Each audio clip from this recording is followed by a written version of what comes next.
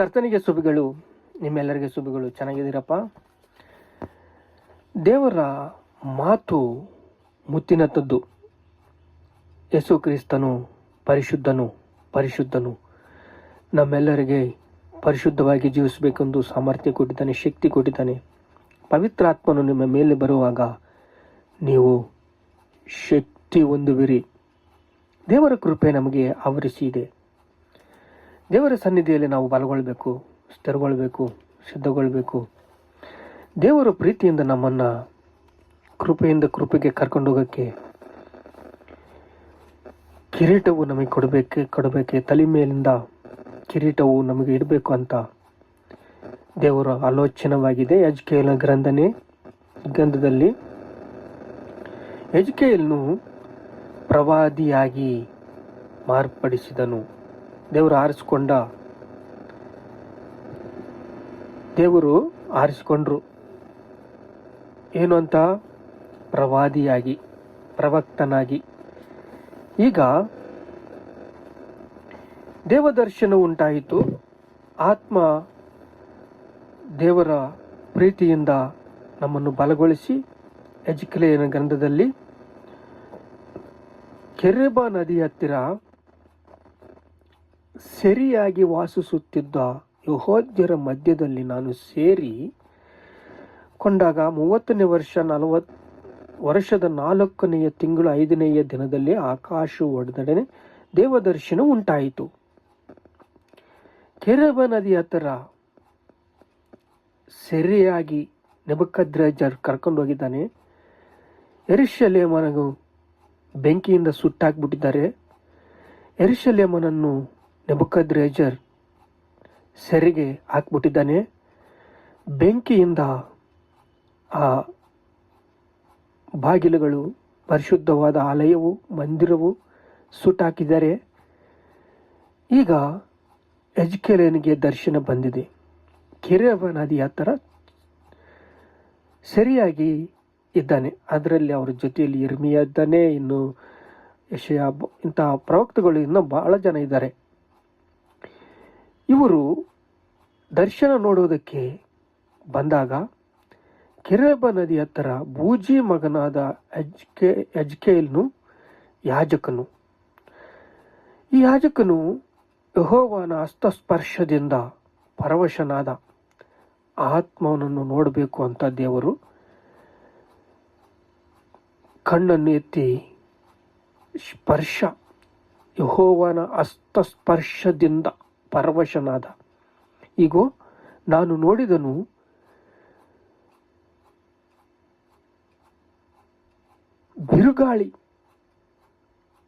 ಬಿರುಗಾಳಿ ಬರ್ತಾ ಇದೆ ಉತ್ತರ ದಿಕ್ಕಿನಿಂದ. ನೋಡ್ರಿ, ಎಡಬಿಡದೆ ಜಂಗಿಸುವ ಜ್ವಾಲೆ,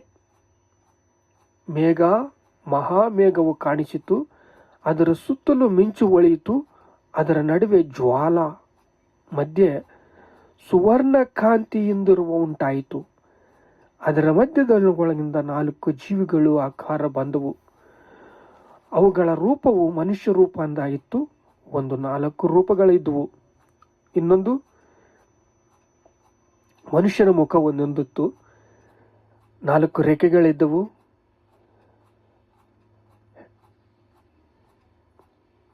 ಹೆಜ್ಜೆಗಳು ಕರುವಿನಂಗ, ಒಂದೊಂದು 4 ಪಾರ್ಶ್ವಗಳಂತೆ ಮನುಷ್ಯನ ಹಸ್ತದಂತೆ ಇತ್ತು. ಇದು ಸಿಂಹದ ಮುಖ ಒಂದಿತ್ತು. ಒಂದು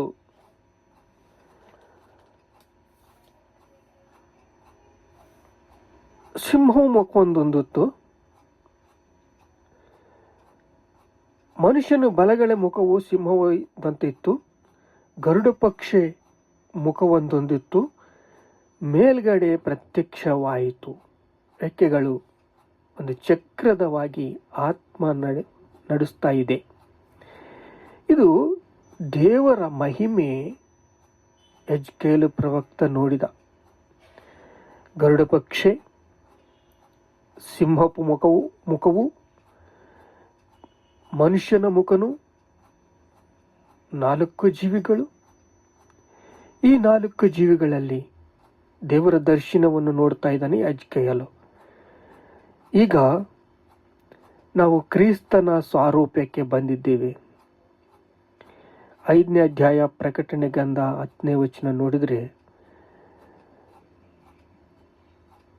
ಎಲ್ಲರಿಗೆ ಕ್ರಿಸ್ತನ ಸಾರೂಪ್ಯವನ್ನು ಕೊಟ್ಟಿದ್ದಾನೆ.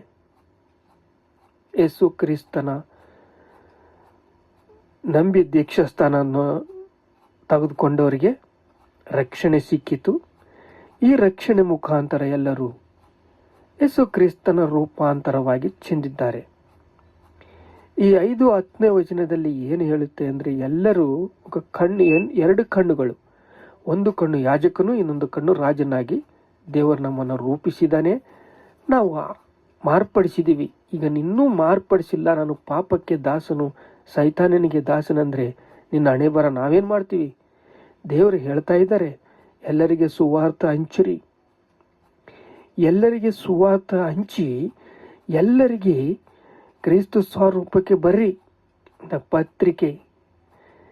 ಪತ್ರಿಕೆ ರೂಪವಾಗಿ ಹೇಳ್ತಾ ಇದ್ದಾರೆ. ಪೌಲನು ಪತ್ರಿಕೆ ರೂಪವಾಗಿ ಹೇಳ್ತಾ ಇದ್ದಾನೆ. ಎಜ್ಕೇಲನು ಆತ್ಮವಶದಿಂದ ಹೇಳ್ತಾ ಇದ್ದಾನೆ. ಹಿರ್ಮಿಯನು ನಮಗೆ ಆತ್ಮವಶದಿಂದ ಹೇಳ್ತಾ ಇದ್ದಾನೆ. ಯೆಶಾಯನು ನಮಗೆ ಆತ್ಮವಶದಿಂದ ಹೇಳ್ತಾ ಇದ್ದಾನೆ. ಬೈಬಲ್ ಎಲ್ಲ ಹೇಳುತ್ತೆ ನಾವು ಮಾರ್ಪಡಿಸಬೇಕು. ನಮ್ಮ ಕಣ್ಣುಗಳು ಕಿಟಿಕಿಗಳು, ನಮ್ಮ ಬಾಯಿ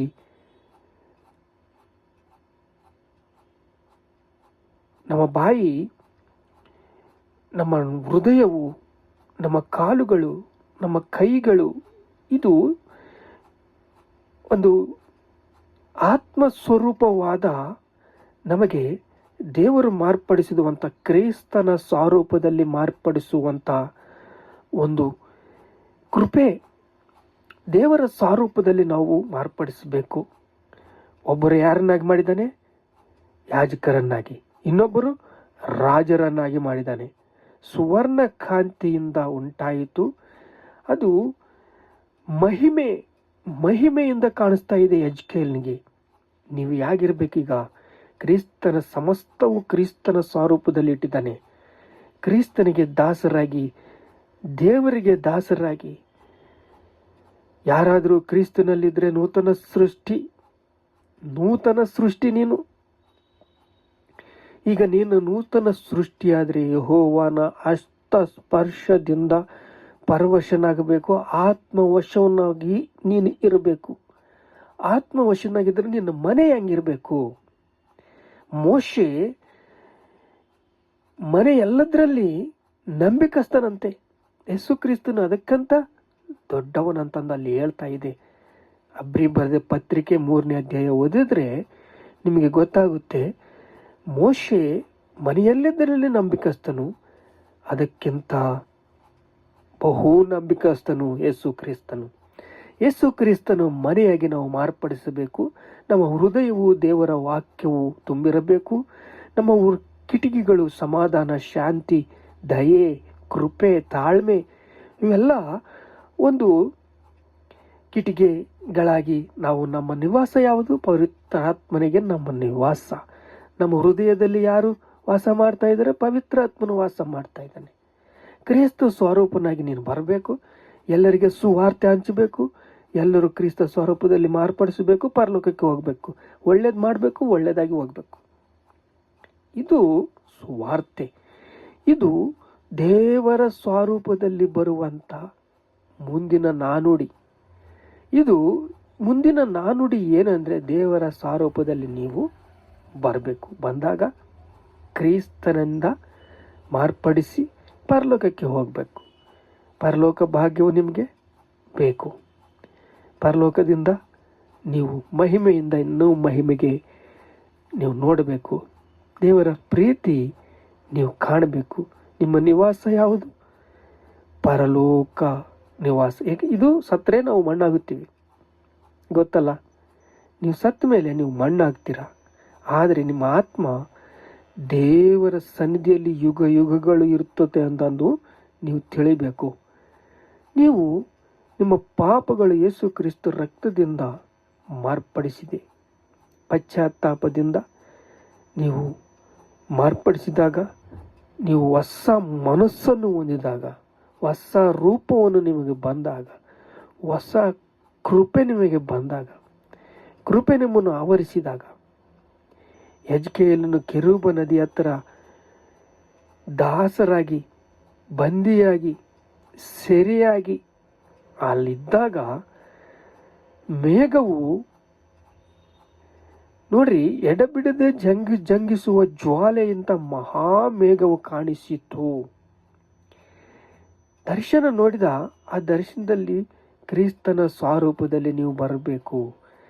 ನಿಮ್ಮ ಬಾಯಿ ಶಾಂತಿಗೆ ನಿವಾಸವಾಗಬೇಕು. ನಿಮ್ಮ ಕಣ್ಣುಗಳು ಕಿಟಕಿಗಳಾಗಿ ಶಾಂತಿ ಸಮಾಧಾನ ಹೊಂದಬೇಕು.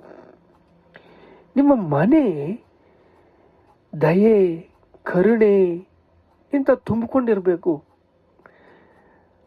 ಆತ್ಮ ಸ್ವರೂಪದಲ್ಲಿ ದೀರ್ಘ ಶಾಂತಿಯಿಂದ ನೀವು ಬಾಳಬೇಕು. ಸ್ವಾರ್ಥ ಜೀವಿತ ಬಿಟ್ಟು ಬಿಡಬೇಕು. ಅದು ಮೇಲಿಂದ ಬರುವ ಜ್ಞಾನ ನೀವು ಹೊಂದ್ಕೋಬೇಕು.